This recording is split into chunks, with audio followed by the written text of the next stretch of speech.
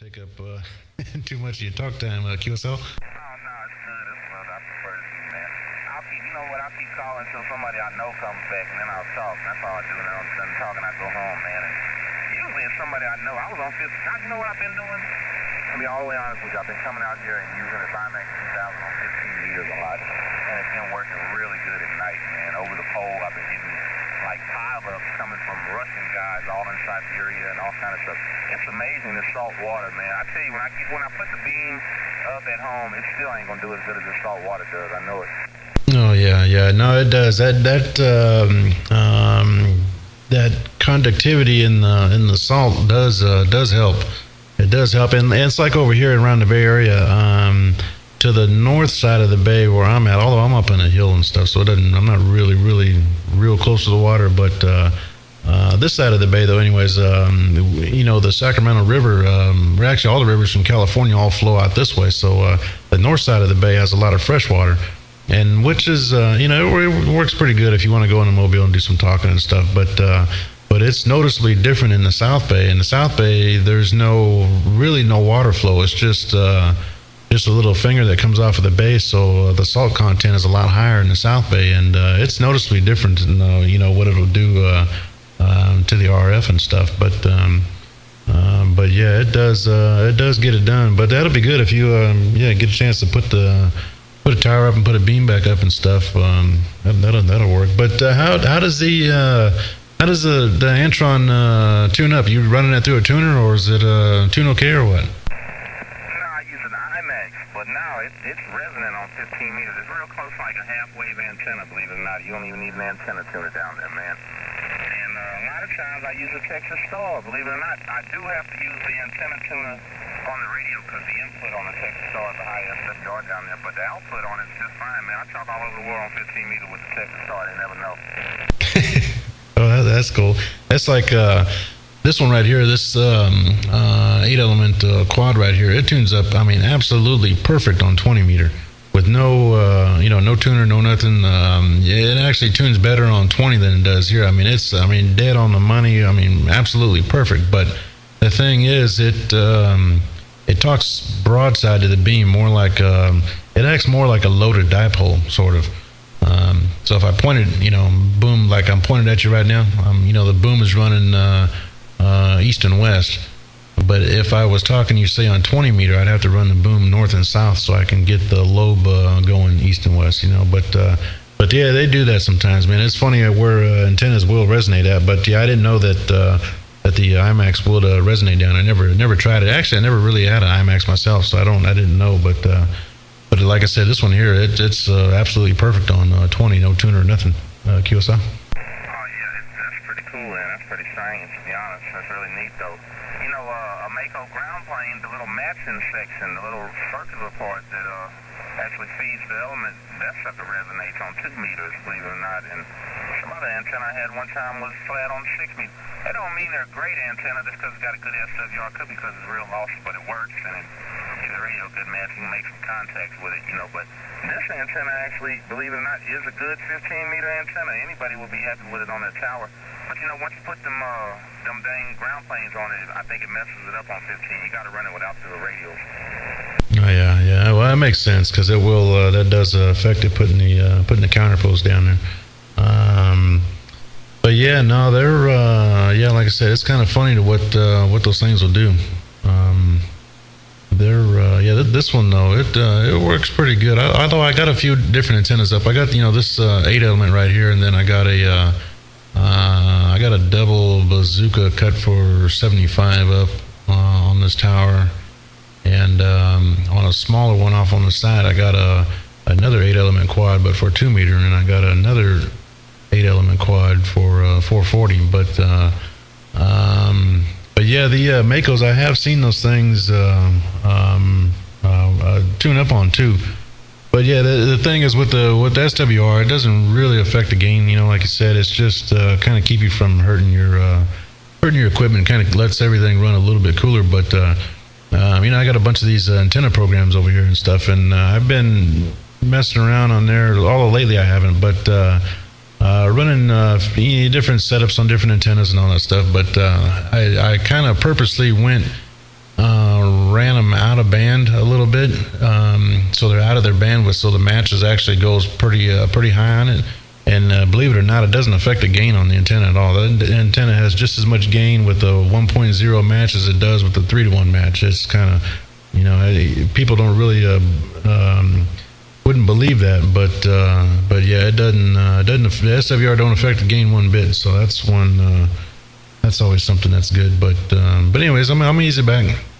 There might be somebody else around here might want to do some talking since you kind of haven't been around too much. But I'll be listening, and hopefully I'll catch you out here again later on. Kyoso? Yeah, that's a good deal, man. Well, it's good hearing you. I'm trying to catch my buddy. Anytime I come out in the evening, I try to catch my really good friend in New Zealand. His name is Tim, with a J, KP number 9. And he's in Lower Hut, New Zealand. He's on the south part of the North Island, just running 100 watts of Antron. So I can usually talk to him when I come out here. It's kind of hard for me to home, but there's no electricity out here, so he's nice and quiet, and I can hear almost anything on the band. But I'll catch you later there. You have a good day, man. Big signal like always, and good audio and sounding good, my friend. 2 Echo Tango 006. This is Kilo Papa 82 Mobile. I'll catch you later. Okay, Tim. We have a good evening. Yeah, I ain't doing nothing but running barefoot right now. That's about 45 watts is what I'm doing. But all right, well, I'll catch you out here. Those guys are out there, though, too. I know, well, that's right. You did catch somebody down there in 43 Division, but I can hear them out there coming through the back of my antenna a little bit, so hopefully they'll be around. But okay, Mr. Tim, KP82, this is 2ET006, 73. Okay. Hey, I was on 15 meters the other day and heard a real good friend of mine from 11 meters call me back from Tasmania, man. Made me laugh. He took down a CB antenna, put up a 5-element mono banner from 15. So I was like, boy, I didn't know I was going to hear you down here. You know what I mean? I'll catch you later. Man, you'd be surprised who talks, especially in this part of the 11 meter band right here. You'd be surprised where you catch some guys. I'll get with you.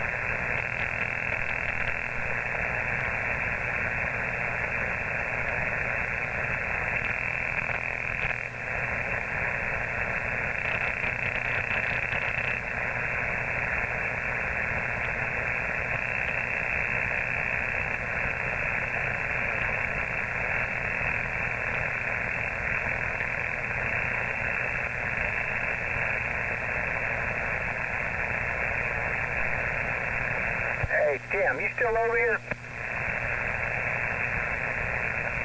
581 Livingston. Hey, Tim, you still in there? Dog. What about that San Francisco station? You still on frequency? Yeah, I'm still in. Holler. So what we got out there? This is Bill over here in Livingston. Who's this? Oh, okay. This is that's station over in towards San Francisco. This personal's Larry. Lima Alpha Romeo Yankee, QSL. Yeah, QSO, Larry. This is Bill, and I'm probably about 120 miles from where Tim usually talks from over here on that Texas City dike. I'm straight about 80 miles north of Houston, and I was going to try to catch him out there. I heard y'all talking, and something came up, and I turned the volume down, and time I turned it back up, y'all were gone. Oh yeah, well I'm sure he's around somewhere. I think he might have went back to 555 or to 385. He was going to try to make a few shots down towards New Zealand, but I'm sure he's around. Yeah, where I'm at over here, I'm actually about maybe 12 miles northeast of the city over here is where I'm at. Kind of sitting over here. I just heard him out there and turn the antenna that way. So I got it looking pretty much towards the southern part of Texas right now. But yeah, I just got this 8 element looking that way, doing about 45 watts QSL. Yeah, Roger. It's doing a real good job, and your audio sounds great too there.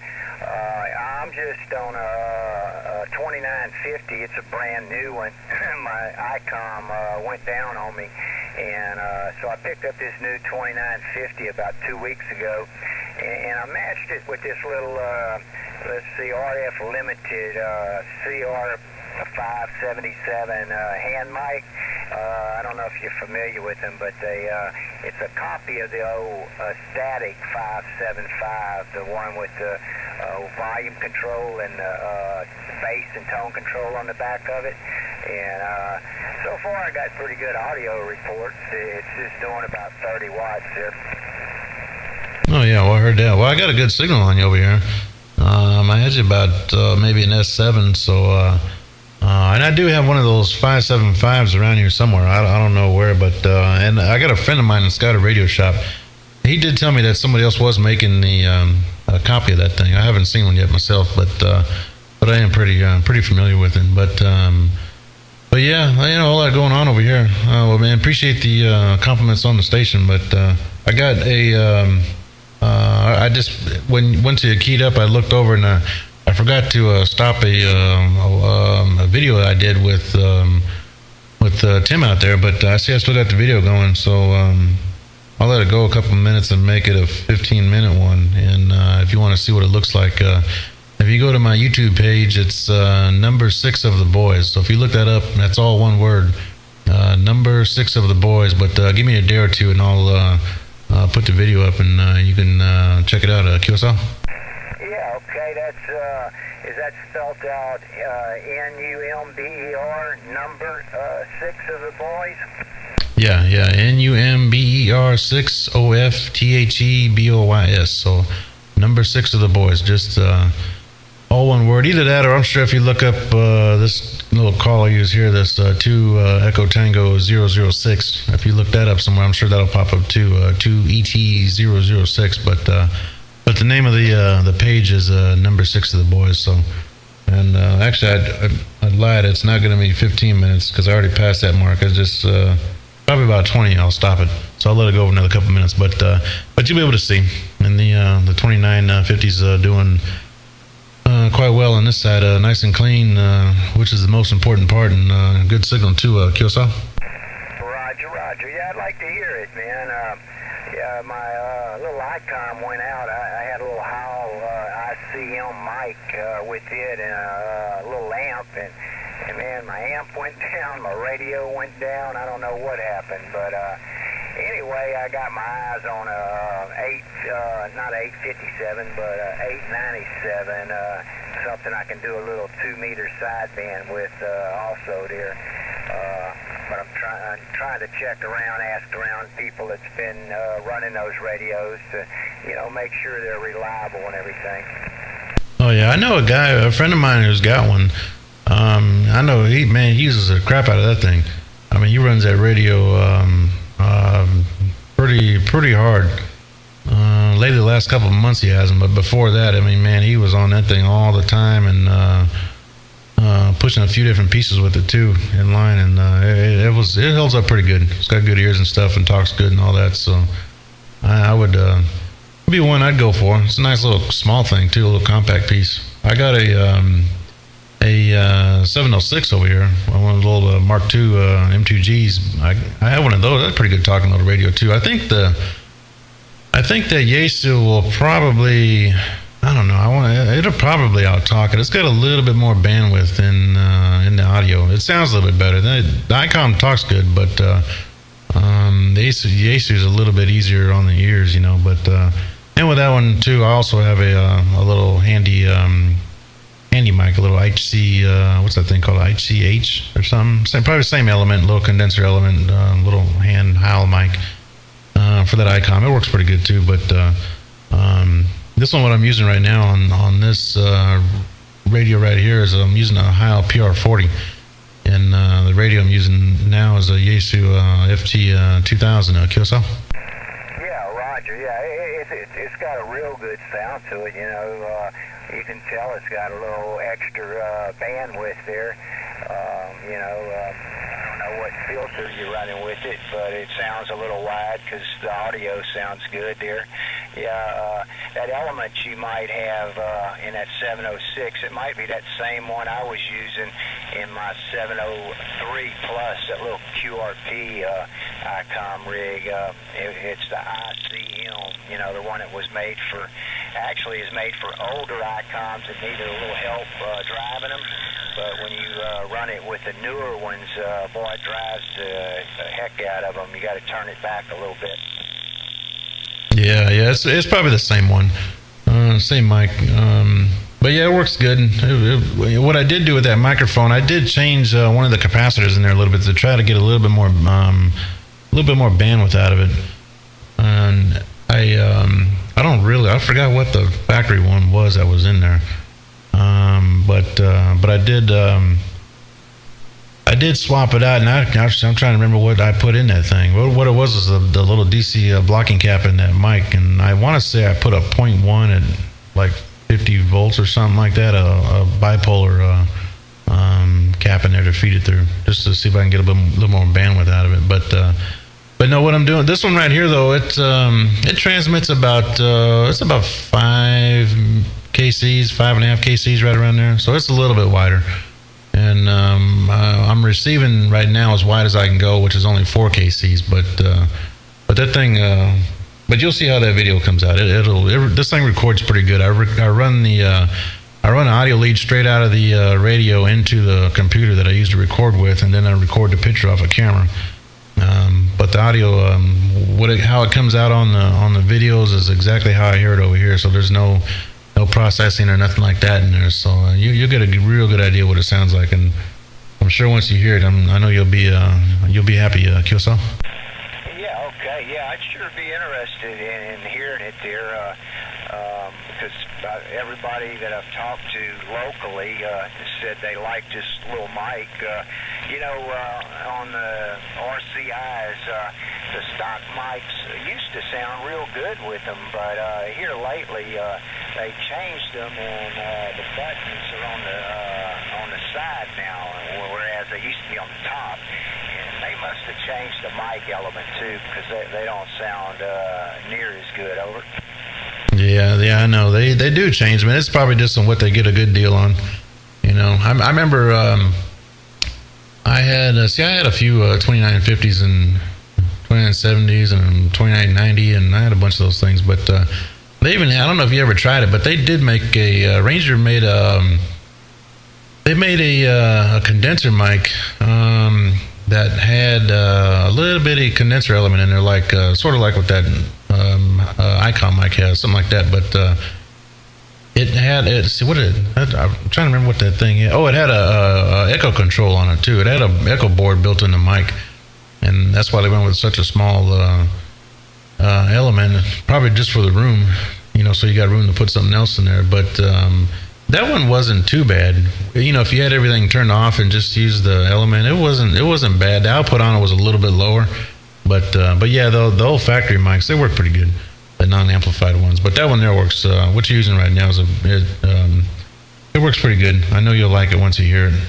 And only thing is, in the video, there's a once I put it up, at first, I don't know, 10 minutes maybe is with Tim in there, KP82, and then there's going to be about maybe 3 or 4 minutes of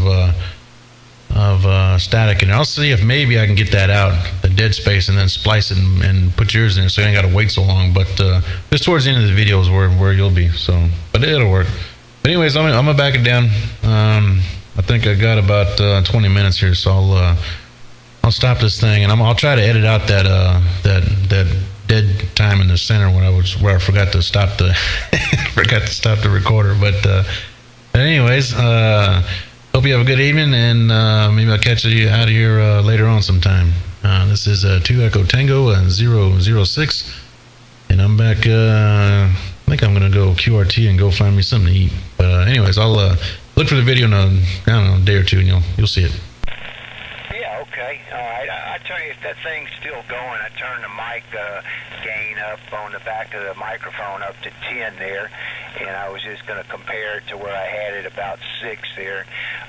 But if it's already turned off, no big deal. But anyway, let me get your name one more time, man. I'm bad with names. I know you told me, but I forgot. Yeah, well, I still got the recorder going too. I didn't stop it yet, so you'll be able to see the difference when you turn the gain up there. But the personal name is Larry. That's Lima Alpha Romeo Yankee, and the call is 2ET006 QSL. Yeah, okay, Larry. Yeah, that's right. All right, Larry. This is Bill 591, and like I said, I'm over here in East Texas now. I'm originally from the Beaumont, Port Arthur area, a little bit closer to where Tim's at over there. But anyway, I'll try to catch up with him later, and it was nice talking to you and get to know you a little bit, dear. And I'll sure be looking to see that number 6 of the boys. And I'm going to look it up right now. I guess you got other stuff under that name too, don't you? Oh yeah, man. There's like 600-700 videos in there, but so there's a lot of them. But and I'm loading some right now. I'd load this one up right now, but I got about 4 or 5 I got to do still. So and they've been taking a while because these ones I've been doing lately have been pretty long. Usually I cut them in about 10 minutes and they load fairly quick, but these ones here have been going pretty long. So if I don't get it loaded tonight, I'll do it tomorrow once I get home from work. So like I said, give me a day or two and I'll have it up. But yeah, there's a whole bunch of videos in there. There's videos from all over the place and all radio related, but they're from all over. But you'll be able to get a real good idea of what kind of what's going on over here. It's just something I do. It's just so easy with this radio. It's easy to record with. Just hit the button and go. The other ones I had, you gotta kind of do a little bit of work to record them. But this thing here records so good. I just kind of, if I hear something good out there, I just reach over and hit the button there. QSL. Yeah, Roger, Larry. Yeah, that's a nice radio, man. It sure is. I wish I had the bucks together now to get one that would, you can make wide bandable, and everything. But I'm kind of on a limited income, and so I'm kind of on everything in one radio. Like I said, I want to do a little 2-meter sideband. That's always been one of my favorite bands to catch at some of that local ducting conditions. And man, we talk all up and down the coast from here to Florida when the ducking conditions are just right there on 2 meters. All right, Larry, we'll say 7.3s for now, man. Enjoyed it, and hopefully we'll hear you out there again sometimes and holler at you and catch you there. So 006, this is 591. We'll catch you later, and 7.3s for now, Larry. Okay, well, 73 is Bill, and I'll catch you later. Yeah, I got the only reason why I don't really use my that 706 I have, I don't use it much on HF. But I do have it sitting next to me over here, but I use the UHF, VHF side more. That's the only reason why it's still online right now. And the only reason why I still have that radio is because it does all mode on that too. And that's one place I do monitor is, let's see, what is that, a 144-200? I do monitor that. I get a little beam up and stuff for that. This one, this antenna I'm using right now is an 8-element quad, and I also have an 8-element quad for 2-meter also. So that's what I do have that one sitting on 144-200 too, upper side. Anyways, Bill, Mr. 591, I'll say 73s and cut you loose and go find me something to eat on this side. This is 2ET.